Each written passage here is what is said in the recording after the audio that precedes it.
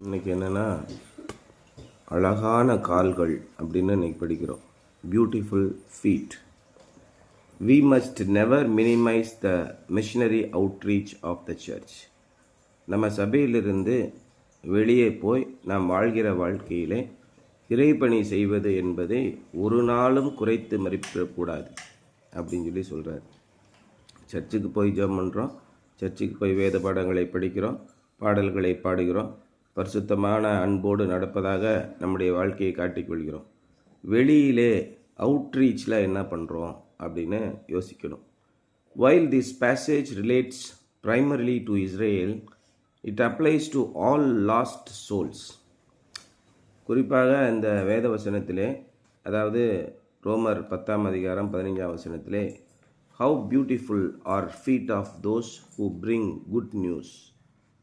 நற்செய்தியை, சமாதானத்தை தெரிவித்து நற்செய்தியை கொண்டு வருகிறவருடைய கால்கள் எவ்வளவு அழகானவைகள் அப்படின்னு எழுதியிருக்காரு. இந்த வசனம் இஸ்ரேல் மக்களுக்கு பொருந்துகிறதா இருக்கிறது. ஆனால் உள்ளபடி அது நமக்கு எப்படின்னா அதாவது வாழ்வை துளைத்து விட்ட எல்லா ஆத்துமாக்களுக்கும் இது பொருந்தும். ஏன்னா வாழ்க்கையை துளைத்து விட்டு என்ன செய்கிறதுனே தெரியாமல் திக்கற்ற நிலையிலே நிற்கிறவர்களுக்கு யாராவது ஒருவர் நல்ல செய்தியை கொண்டு வந்து கொடுத்தால் எந்த அளவுக்கு பூரிப்பாக இருக்கும். ஒன்றும் கவலைப்படாதீங்க, நீங்கள் எதையுமே இழக்கவில்லை, உங்களுக்கு எல்லாம் ஆண்டவருடைய ஆசீர்வாதத்தில் கிடைக்கும் அப்படி சொன்னால் எப்படி இருக்கும்? அனுப்பப்படாவிட்டால் எப்படி பிரசங்கிப்பார்கள்? சமாதானத்தை கூறி நற்காரியங்களை சுவிசேஷமாய் அறிவிக்கிறவர்களுடைய பாதங்கள் எவ்வளவு அழகானவைகள் என்று எழுதியிருக்கிறதே அப்படின்னு சொல்கிறார். They cannot be saved unless they call upon the Lord Jesus Christ. உங்களுடைய குற்ற செயல்களிலிருந்து, குற்ற மனப்பான்மையிலிருந்து நிறைய பேர் தற்கொலை செய்து கொள்வதற்கான காரணம் என்னன்னு பாருங்கள். கடன் அதிகமாக வாங்கிவிட்டு தற்கொலை செய்து கொள்கிறார்கள். கடன் சுமையினாலே தற்கொலை செய்து கொண்டார் அப்படின்னு வெளியில் சொல்லுவாங்க. என்னுடைய குடும்பத்தையும் என்னுடைய பிள்ளைகளையும் நிற்கதியான நிலைக்கு கொண்டு வந்து விட்டேனே, நான் தானே இந்த குற்றத்தை செய்தது, இப்பொழுது என்னுடைய குடும்பமும் என்னுடைய பிள்ளைகளும் அவமானப்படுகிறார்களே என்ற குற்ற மனப்பான்மையினாலே இனிமேல் என்னால் ஒன்றும் பண்ண முடியாது, எனக்கு உதவுவதற்காக யாருமே இல்லை என்று நிலைக்கு ஒரு எக்ஸ்ட்ரீம் ஸ்டெப்பு சொல்லுவாங்க. வாழ்வின் கடைசி படிக்கு போய் தங்களுடைய உயிரை மாய்த்து கொள்கிறார்கள். அதான் லாஸ்ட் சோல்ஸ் அப்படிங்கிறார். தங்களுடைய வாழ்க்கையை துளைத்து விட்ட ஆத்மாக்கள். உங்களுக்கு நம்பிக்கை உண்டு, அதான் வேதத்திலே சொல்கிறது. ஆண்டவர் நமக்கு நம்பிக்கையாக இருக்கிறார். நம்பிக்கை இழந்த நிலைமையில் இயேசு வந்தார், அல்லேலூயா. நீங்கள் மற்ற எல்லா காரியத்திலுமே நம்பிக்கை வைத்து, என்னுடைய படிப்பு, என்னுடைய பணம், என்னுடைய புகழ், என்னுடைய அந்தஸ்து, இதையெல்லாம் என்னுடைய சொத்து சுகங்களை எல்லாம் வைத்து நான் பிழைத்துக் கொள்வேன் என்று நீங்கள் நம்பிக்கையாக இருக்கும்போது இயேசு வரமாட்டார். உங்களுடைய நம்பிக்கையை நீங்கள் எங்கே வைக்கிறீர்களோ அங்கே போங்கள் என்று விட்டு விடுவார். எப்பொழுது உங்களுடைய எல்லா நம்பிக்கையும் இழந்து தொலைத்து போய் இயேசுவின் இடத்திலே நம்பிக்கை வைக்கிறீர்களோ அப்பொழுது அவர் உங்களிடத்திலே வருவார். இதான் சொல்கிறார். தொலைந்து போன ஆத்துமாக்களுக்கு they cannot be saved unless they call upon Lord Jesus Christ. இயேசு கிறிஸ்துவின் மீது நம்பிக்கை வைத்து அவரை நோக்கி அவரை பார்த்து கூப்பிட்டால் மட்டுமே உங்களுக்கு விடுதலை கிடைக்கும். கடவுளே என்னை காப்பாற்று அப்படின்னு எந்த நிலையில் சொல்கிறாங்க? இறுதி நிலையில் சொல்லுவாங்க, கடவுளே என்னை எப்படியாவது காப்பாற்று அப்படின்னு. எல்லாம் இழந்த பின்னாடி முயற்சி பண்ணிக்கிட்டே இருப்பாங்க. அவங்களுடைய சொத்துக்களை விற்று கடனை அடைக்க முயற்சிப்பார்கள். அவர்களுடைய நிலபலன்களை எல்லாம் விற்பாங்க. அவங்களுக்கு தெரிஞ்ச இன்ஃப்ளூயன்சர்ஸ், கொஞ்சம் ஆதிக்கம் செலுத்தக்கூடியவர்களிடத்திலே போய் சொல்லி அதற்கான தீர்வு காண முயற்சிப்பார்கள். எல்லாம் முடிஞ்ச பிறகு கடைசியில் என்ன சொல்லுவோம்? கடவுளே என்னை காப்பாற்று அப்படின்னு. இதெல்லாம் அழிப்பதற்கு முன்பாகவே நீ ஆண்டவரிடத்தில் நம்பிக்கை வைத்தான் என்ன? நம்பிக்கை வைக்க முடியாது. ஏன்னா அதை பற்றி தெரியாது. ஒருத்தர் போய் சார் எல்லாத்தையும் விற்றுக்கிட்டு இருக்காதிங்க, இருங்க நீங்கள் இயேசுவை நோக்கி கூப்பிடுங்கள், உங்களுக்கு விடுதலை உண்டுன்னு சொன்னால் தானே. இயேசுவை நோக்கி கூப்பிட்டா விடுதலை கிடைக்குமா? உன்னுடைய பாவத்தை அறிக்கையிடு, நீ செய்த குற்ற செயல்களை ஆண்டவரிடத்தில் சொல்ல. ஆண்டவரே, நான் தகாத விதமாக இதெல்லாம் செய்து விட்டேன், என்னை மன்னித்துக் கொள்ளுங்கள். நீங்கள் மனம் திரும்பி, அதான் சொல்ல, நீங்கள் பரிகாரம் செய்ய வேண்டியதில்லை. ஐயோ ஆமாங்க, மிகப்பெரிய குற்றத்தை செய்து விட்டேன், அதை என்ன செய்கிறது? அதுக்கு 1,00,000 மிளகாய் வாங்கி நீங்கள் எரியுங்கள், நீங்கள் 1,00,000 தங்க கிரீடம் வாங்கி அதை சாமிக்கு செலுத்துங்கள், நீங்கள் ஆட்டுக்கடாக்களை வெற்றுங்கள், எந்த காரியமும் செய்ய வேண்டாம். நீ மனந்திரும்பு, ஒன்றே ஒன்று தான். நம்ம தோல்வியில் நிற்கும்போது நாம் உடனே செய்ய வேண்டியது என்னென்னா, நிறைய பேர் என்ன சொல்கிறாங்க, நான் என்னுடைய பணத்தை கொடுத்து, என்னுடைய செல்வத்தை கொடுத்து, என்னுடைய செல்வாக்கை பயன்படுத்தி எப்படியாவது நான் ஜெயித்து விடுவேன் அப்படின்னு நினைக்கிறாங்க. இதெல்லாம் தோல்வியில் முடிந்துவிடும். ஆனால் அவர்களுக்கு தெரியலை, இதையெல்லாம் வைத்து கொண்டு நான் மனம் திரும்பி புதிய வாழ்க்கைக்குள் மாறும்போது இயேசு கிறிஸ்து இறைவன் என்னை மீட்கிறார், என்னுடைய இழந்து போன நிலையிலிருந்து நான் தொலைத்த வாழ்க்கையை எனக்கு மீட்டுக் கொடுக்கிறார் என்பது தெரியாது. They cannot be saved unless they call upon the Lord Jesus Christ. இயேசு கிறிஸ்துவை நோக்கி கூப்பிடவில்லை என்றால் அவர்களை காப்பாற்றவே முடியாது. But they cannot call unless they believe. அவர்கள் எப்படி கூப்பிடுவார்கள் இயேசு கிறிஸ்துவை? இயேசு கிறிஸ்து என்னை காப்பாற்றுவார் என்ற நம்பிக்கை இல்லை என்றால் எப்படி கூப்பிடுவார்கள்? Faith comes by hearing. கேள்விப்படுவதனாலே தான் விசுவாசம் வருகிறது. அப்படியா? இயேசு கிறிஸ்து எந்த பரிகாரம் இல்லாமல் நம்மளை மாற்றி விடுவாரா? ஆமாம், அவர் உனக்கான பரிகாரத்தை எல்லாம் சிலுவையிலே தொங்கி தன்னுடைய இரத்தத்தை சொட்டு சொட்டாக அணு அணுவாக தன்னுடைய உயிரை விட்டு உனக்கான மீட்கும் பொருளை, பரிகாரத்தை அவர் செலுத்தி விட்டார். இதை நீ நம்புகிறாயா? அப்படி என்றால் நான் நம்புகிறேன். நம்பினால் நான் என்ன செய்ய வேண்டும்? நீங்கள் 6 மாதத்திற்கு ஆலயத்திற்கு வர வேண்டும், காணிக்கைகளை செலுத்த வேண்டும், ஜீசஸ் கால்ஸுக்கு தினமும் 500 ரூபாய் பணம் அனுப்ப வேண்டும், 4 மாவடிக்கு 2 முறை வர வேண்டும், சாலக்குடிக்கு 1 முறை போயிட்டு வர வேண்டும். இதையெல்லாம் நீங்கள் செய்தால் உங்களுக்கு விமோச்சனம் உண்டு அப்படின்னு காதில் பூ சுற்றிக்கிட்டு இருக்கான். மனம் திரும்புங்கள். ஆண்டவரே, நான் யாரிடத்திலாவது அநியாயமாய் வாங்கியிருந்தால் 4 மடங்கு நான் திரும்ப கொடுத்து விடுகிறேன். நான் செய்தது தவறுதான். உம்மை பார்த்த உடனே எவ்வளவு பரிசுத்தராக இருக்கிறீர் என்பதை தெரிந்து கொண்டேன். நிக்கோதேமு சொல்கிறானா? உடனே மனம் திரும்புதல் வந்து விட்டது. ஆண்டவரே, நான் பொல்லாத வழிகளை விட்டு திரும்பி விடுகிறேன். ஆண்டவரே, நான் உம்முடைய பாதங்களுக்கு நான் பன்னீர் பூசி சென்டெல்லாம் பூசி நான் துடைத்து விடுகிறேன் என்று அவர் சொல்லவே இல்லை. இல்லையா? ரொம்ப முக்கியமான ஒரு விஷயத்தை நீங்கள் கவனிக்கணும். நான் இதெல்லாம் செய்கிறேன், ஏழைகளுக்கு அன்னதானம் கொடுக்கிறேன், விதவைகளுக்கு கோடி துணி எடுத்து கொடுக்கிறேன், பெண்களுக்கு ஜாக்கெட் துணியும் மஞ்சளும் குங்குமம் வைத்து கொடுக்கிறேன், 1000 பேருக்கு கல்யாணம் வைத்து கொடுக்கிறேன், இதெல்லாம் சொல்லவே இல்லை. அநியாயமான பொருளை சம்பாதித்து அதில் என்ன நியாயமான காரியத்தை செய்ய வேண்டியுள்ளது? இயேசு கிறிஸ்துவின் இடத்துல எவ்வளவு வேணும் அநீதி இல்லை. நீ அநீதியை வைத்துக்கொண்டு இங்கே முழங்கால் படையவே முடியாது. நம்ம சர்ச்சில் அப்படியே அப்பட்டமாக தெரியுது பாருங்கள்.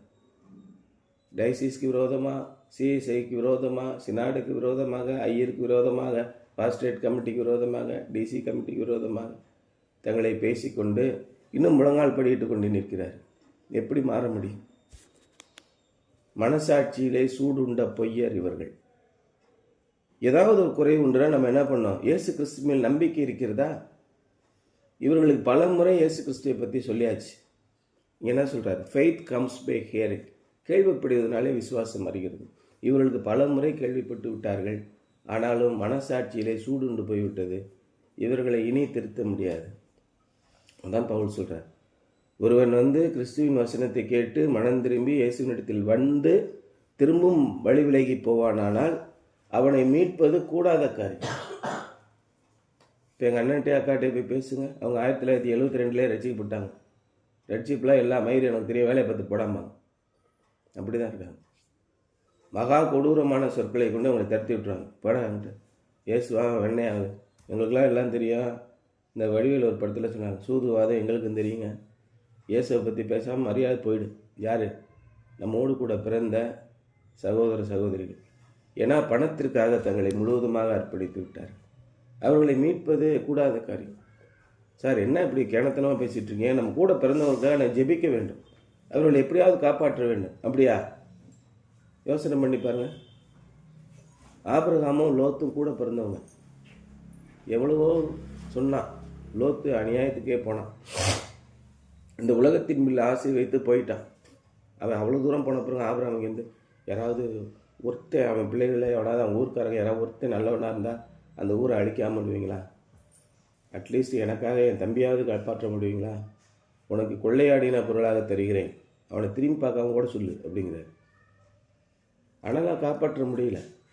ஏன்? மனதிலே சூடுண்ட பொய்யர், அவர்களை தேவன் வெறுக்கிறார். கூட பிறந்த சகோதரனாக இருந்தாலும் சரி. யாக்கோபு ஏசா கதையை பாருங்கள். யோசேப்புடைய சகோதரர்கள் எப்படி இருந்தாங்க? கடைசி வரைக்கும் மீட்கவே முடியல. இப்படி தான் பைபிளில் நடக்குது. நம்ம சகோதர சகோதரிகளாக இருந்தாலும் தனித்தனியாக நீங்கள் ஆண்டவரை தேட வேண்டும். என் தம்பி நல்லா ஜெபம் பண்ணுறான், அதனால் எனக்கு ஆசீர்வாதம் வந்துடும். எங்கள் அக்கா நல்லா ப்ரேயர் பண்ணுவாங்க, அதனால் எனக்கு ஆசீர்வாதம் வந்துடும் நினைக்கவே நினைக்காதீங்க. ஆண்டவர் தனித்தனியாக ஒவ்வொருவரையும் பார்க்கிறார். உங்களுக்குள்ள உறவு எப்படி இருக்கிறது? ஆண்டவரை பற்றி கேள்விப்பட்டீர்களே, விசுவாசிக்கிறீர்களா, நம்புகிறீர்களா? So they must hear the message. ஆகவே இயேசு கிறிஸ்துவை பற்றி கேள்விப்படாத நிறைய பேர் இருக்காங்க. அவங்களுக்கு உங்களுடைய வாழ்க்கை செய்தி சொல்ல வேண்டும். இப்போ நம்ம சர்ச்சுக்கு போகிறோம், எத்தனை பேர் நம்மை உற்று பார்த்து கொண்டிருக்கிறார்கள் தெரியுமா? உங்களுடைய வாழ்க்கை எப்படி இருக்கிறது? அடுத்தவர்களுக்கு ஆசீர்வாதமாக இருக்கிறதா? அவர்களை வழிநடத்துவதாக இருக்கிறதா? அல்லது எப்படி இருக்கிறது? How will they hear? A messenger must go to them with a message. ஒரு செய்தியை எடுத்துக்கொண்டு செய்தி சொல்லும் ஒருவர் செல்ல வேண்டும். But this means that God must call and send the message. இதன் பொருள் என்னவென்றால், செய்தி எடுத்து செல்பவரை தேவன் அழைத்து செய்தியை கொடுத்து நீ போய் சொல்லு என்று சொல்ல வேண்டும். இவங்களா போய் ஒரு செய்தியை எடுத்துக்கிட்டு நேராக போய் சொல்லக்கூடாது. காலத்தின் நிலையை நினைக்கும் போது உங்களில் அநேகர் போதகர்களாக ஆகாதிருப்பீர்களா? இன்னைக்கு பைபிளை எடுத்த உடனே அவன் போதகராகிறான், என்னை தேதி பேசிட்டு கிடக்கான், அவன் மட்டுக்கு வாய்க்கு வந்ததெல்லாம் பேசுகிறான். ஆகவே எந்த ஆவியையும் சோதித்து பாருங்கள். அவர்கள் தேவனால் உண்டானவையோ இல்லையோன்னு சோதித்து பாருங்கள். செய்தி கொண்டு வருகிறவன் உண்மையை சொல்லுகிறானா என்று யோசித்து பாருங்கள். எத்தனை பேர் இன்னைக்கு புஸ்தகங்களில் படிக்கிறோம், ரேடியோவில் கேட்குறோம், டிவியில் பார்க்குறோம், ரீல்ஸில் பார்க்குறோம், ஃபேஸ்புக்கில் பார்க்குறோம். என்ன நடக்குது? பொய்யான செய்திகளை சொல்லிக்கொண்டே இருக்கிறார்கள் இல்லையா? A messenger must go to them with a message, but this means that God must call and send a messenger. What privilege it is to be one of his messengers and have beautiful feet. அவருடைய உள்ளபடியே அவரால் அழைக்கப்பட்டு செய்தி எடுத்து செல்லும் ஒருவராக இருந்தீர்கள் என்றால் உங்களுடைய கால்கள் எவ்வளவு அழகானவை. நற்செய்தியை சொல்லி அநேக ஆத்துமாக்களை நீங்கள் ஆண்டவருடைய பாதையிலே காப்பாற்றி விடுவீர்கள். அழிந்து போகிற நிலையில் இருக்கிறவர்களை காப்பாற்றி விடுவீர்கள். இதான் ரொம்ப முக்கியமான விஷயம். இந்த உலகத்திலே நாம் எதை செய்தாலும் தேவனுடைய நாமத்திற்கு மகிமை உண்டாக செய்ய வேண்டும். இதெல்லாம் அவருடைய செயல். தொலைந்து போனவர்களுக்கு நீங்கள் ஆண்டவருடைய நற்செய்தியை சொல்ல வேண்டும்.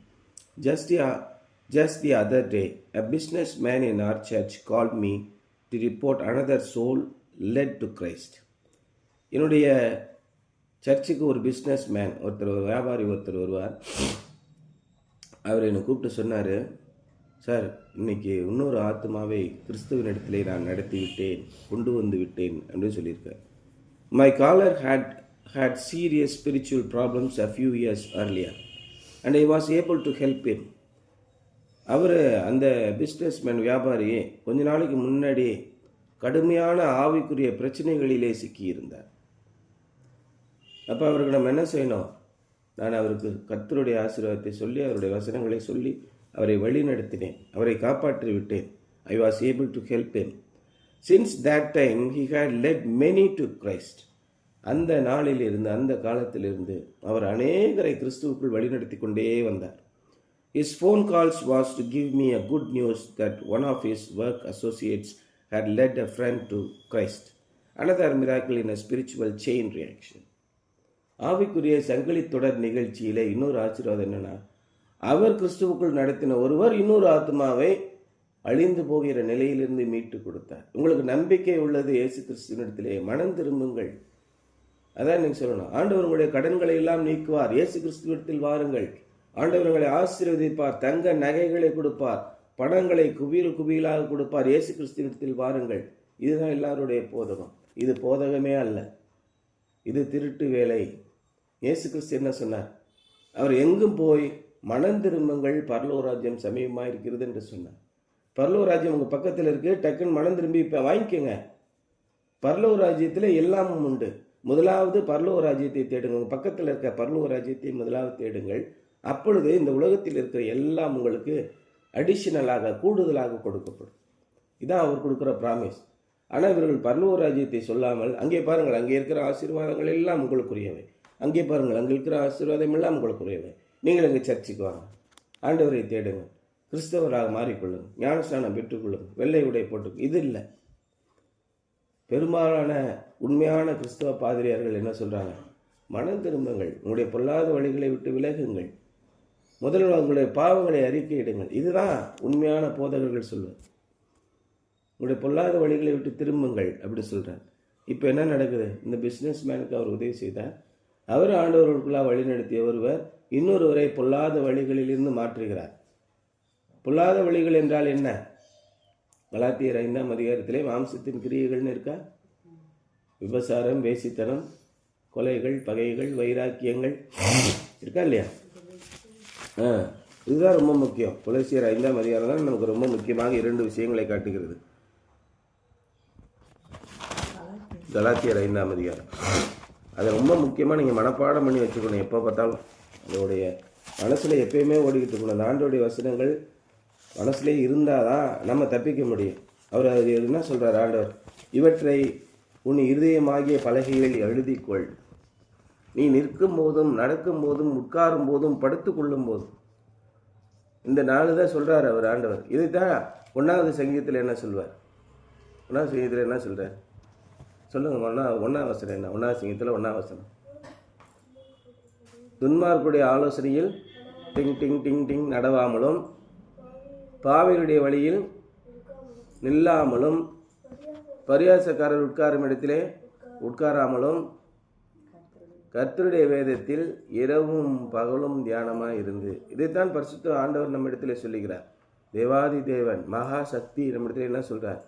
என்னுடைய வார்த்தைகளை உன்னுடைய இதயத்தில் எழுதிக்கொள், நீ நிற்கும் போதும் நீ நடக்கும் போதும் நிற்கும் போதும் உட்காரும் போதும் படுத்து கொள்ளும் போதும் இவற்றை சிந்தித்து கொண்டிரு. உங்களுடைய வாழ்க்கையில நீங்கள் செய்கிற அத்தனை செயல்களையும் என்னுடைய வசனத்தின்படி செய்யுங்கள். நீ ஒரு பிஸ்னஸ் பண்ணும்போது திருட்டு வேலை பண்ணலாமா? பண்ணக்கூடாது.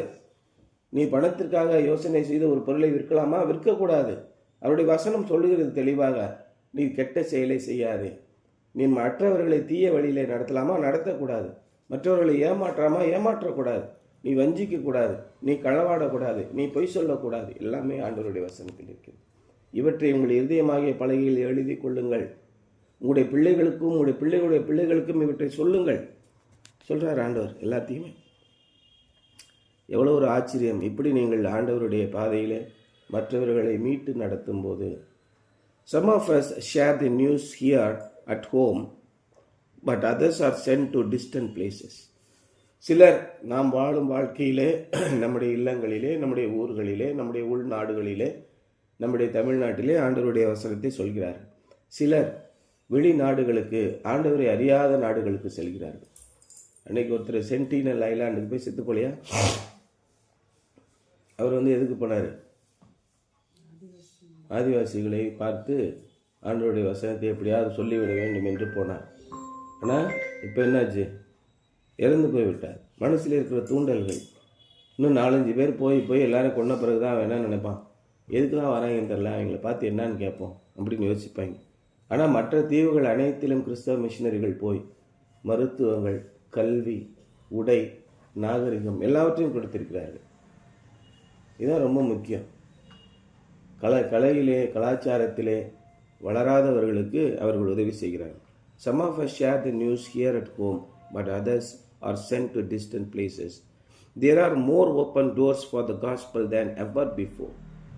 சுவிசேஷத்தை அறிவிப்பதற்கு திறந்த வாசல்கள் நிறைய இருக்கின்றன. Do you have a beautiful feet? உங்களுடைய கால்கள் அழகானவையா? நீங்கள் சமாதானத்தை சொல்லி சிக்கலில் இருக்கிறார்கள் மக்கள். கடுமையான சிக்கல்களில் குடும்பங்கள் பிரிந்து போகின்றன. இந்த மாதிரி சிக்கல்களில் வேறு வழியே இல்லை சார், நான் இப்படி தான் வாழணும். என்ன பண்ண சொல்கிறீங்க? என்னுடைய கணவன் சரியில்லை, சம்பாதிக்க மாட்டேங்கிறாரு, நான் பல இடத்துக்கு போய் தான் சம்பாதிக்கணும், என்னுடைய வாழ்க்கை சரியில்லை, எனக்கு அமைஞ்சது எப்படி, நான் என்ன பண்ண முடியும்? சாகவா முடியும்? நான் பிழைக்க வேண்டும். என்னுடைய மனைவி சரியில்லை, பிள்ளைகள் சரியில்லை, அதனால் நான் குடித்து கொண்டே தெரிகிறேன். இப்படி காம்ப்ரமைஸ் பண்ணுகிறாங்க. இதெல்லாம் இல்லை. No no no. உங்களுக்கு சமாதானம் உண்டு. நீங்கள் நிம்மதி இல்லாமல் இருக்கிறீங்களா? உங்களுக்கு நிம்மதி உண்டு சார், வாங்க. உங்களுடைய குற்றங்களை அறிக்கையிடுங்கள், ஆண்டவரிடத்திலே நம்பிக்கை வையுங்கள், ஜெபியுங்கள், உங்களுக்கு கிடைக்கும். இந்த நற்செய்தியை நீங்கள் சொல்லணும். உங்களுடைய கால்கள் அழகானவையா அப்படின்னு கேட்கிறார். something to ponder. Who are some people you could reach with the gospel who might not hear it from anyone else? வேறு யாரிடமும் இருந்தும் நற்செய்தியை இதுவரை கேள்விப்பட்டிராத ஒருவருக்கு உங்களால் நற்செய்தியை சொல்ல முடியுமா? எத்தனை பேருக்கு உங்களால் சாக்லேட் கொடுக்க முடியும்? சொல்லுங்கள். உங்கள் இடத்துல சாக்லேட் இருந்தால் தானே சாக்லேட் கொடுக்க முடியும். இன்னைக்கு காலையில் ஒருத்தர் சொல்கிறார், கொடுங்கள் அப்பொழுது உங்களுக்கு கொடுக்கப்படும்னு இயேசு சொல்லியிருக்காரு. அது உண்மையா? நாம் கொடுத்தால்தான் அவர் நமக்கு கொடுப்பாரா? அவர் நம்மை ஆசீர்வதிப்பாரா? நாம் கொடுக்கவில்லை என்றால் அவர் நம்மை ஆசீர்வதிக்க மாட்டாரா அப்படின்னு ஒரு அம்மா கேட்குது. அதுக்கு அவர் என்ன சொல்கிறார்? அப்படிலாம் கிடையாது, நீங்கள் தப்பாக புரிஞ்சிட்டீங்க. நீங்கள் கொடுக்கலைனாலும் அவர் உங்களை ஆசீர்வதிப்பார். அவர் எதை பார்க்கிறார்? மனுஷன் முகத்தை பார்க்கிறார், தேவன் உள்ளத்தை பார்க்கிறார். உன்னிடத்திலே கொடுக்க வேண்டும் என்ற எண்ணம் இருக்கிறதா என்பதை தேவன் பார்க்கிறார். அவர் எப்பயே சொல்கிறாரு, ஒரு விதவை, ஏழை விதவை 2 ரூபா போடுறான், பணம் 2 லட்சம் பேர் 2 பேர் போட்டு போகிறான். இந்த பெண் தான் இன்னைக்கு சர்ச்சுக்கு வந்ததிலே அதிகமான பணத்தை போட்டிருக்கிறான்னு சொன்னான். எதுக்கு அதை போய் வெளியில் சொல்லணும்? எல்லாம் சிரிக்க அதற்காக அவரை பார்த்து நகைத்தார்கள். என்னையா பேசுகிற, அந்த பொம்பளை என்ன போட்டான் தெரியுமா? 2 ரூபா. அடுத்த வாரத்துலேருந்து அது கூட செல்லாது, அதை கூட போட்டு போகிறா. என்ன பேசிகிட்டு இருக்கிறீங்க அப்படின்னு சிரிக்கிறாங்க. அதுக்கு அவர் என்ன சொல்கிறார்? நீங்கள் எல்லாரும் உங்களுடைய செல்வ செழிப்பில் இருந்து, உங்களுடைய ஆஸ்தியிலிருந்து ஒரு பாகத்தை, அவன் 250 கோடி ரூபா வச்சுருக்கான், அது 2 லட்ச ரூபாய்க்கு சாமிக்கு மகுட செஞ்சு வைக்கிறான். இந்த அம்மாவுக்கு நாளைக்கு சாப்பிட்றது காசு கிடையாது, கடைசியில் இருக்கிறது 2 ரூபா தான். அதையும் நான் தேவனுக்கு கொடுத்தே ஆவேன், நான் வெறுங்கையோடு திரும்ப மாட்டேன் என்று வைராக்கிய விசுவாசத்தோடு கொடுத்தாள் இல்லையா? தேவனுக்காக நீங்கள் கொடுக்க வேண்டும் என்ற மனநிலை இருந்தால் மட்டும்தான் அவர் உங்களுக்கு கொடுப்பார். உள்ளவன் எவனோ அவனுக்கு கொடுக்கப்படும். இதுதான் அவர் சொல்றார். கொடுக்க வேண்டும் என்ற மனநிலை இருக்கவனிடத்தில் தான் தேவன் கொடுப்பார். கொடுக்க வேண்டும் என்ற மனநிலை இல்லாதவனிடத்திலே தேவன் கொடுக்க மாட்டார். ஆனால் இங்கே பாதிரியார் என்ன சொல்றாரு? அப்படிலாம் கிடையாது, நீங்கள் சும்மா இருந்தாலும் ஆண்டவர் உங்களை ஆசீர்வதிப்பார். ஹல்லேலூயா, ஆமென் அப்படின்னு சொல்றாரு. எது ஆமென்? ஆண்டவருடைய வசனத்தை திருத்தி சொல்வது. இப்படி தவறான செய்திகளை கேட்டுக்கொண்டு இருக்கிறவர்களிடத்திலே நீங்கள் நல்லதை எப்பொழுது சொல்வீர்கள்? உங்களுடைய கால்கள் அழகானவையா அப்படின்னு கேட்குறார். நம்முடைய நோக்கம், நம்முடைய எண்ணம், நம்முடைய செயல் எல்லாமே பரிசுத்தமான வாழ்க்கை வாழ்ந்து ஆசீர்வதிக்கப்பட்டு அநேகருக்கு பரிசுத்தமான வாழ்க்கையும் இயேசு கிறிஸ்துவின் மேல நம்பிக்கையும் சொல்லுவது தான் நம்முடைய வாழ்க்கை. நம்மை சுற்றியுள்ள உலகம் எப்படி வேணா இருக்கலாம், அவங்க எவ்வளோ மோசமான பாதையில் வேணா போயிருக்கலாம், அல்லது விழுந்திருக்கலாம், அல்லது எழுந்திருக்கலாம், என்ன வேணால் செய்யலாம். ஆனால் நாம் ஆண்டவருக்கு முன்பாக எப்படி இருக்கிறோம் என்பது மட்டும்தான் இன்றைய செய்தி. சரியா?